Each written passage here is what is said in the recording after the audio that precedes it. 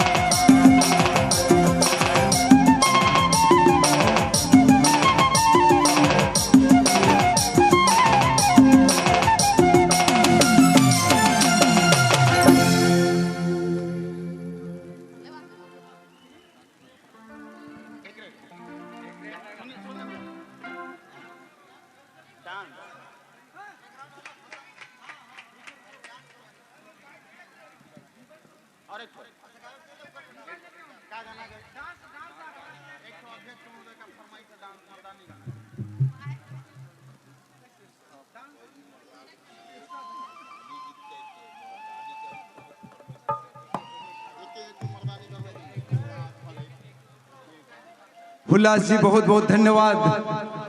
आप इस कार्यक्रम को और रंगीन रंगारंग करने की प्रयास और इस जोड़ी को देखकर हमारे गांव के रंथूराम चक्रेश 200 रुपया नगद सोनी जी के नाम दिए हैं और कुनकुरी रंजीत टेंट हाउस की ओर से 100 रुपया का नगद पुरस्कार और गुप्ता मोबाइल पंडरी पानी वो 100 रुपया दिए हैं। उनको बहुत बहुत धन्यवाद। लीजिए इसको।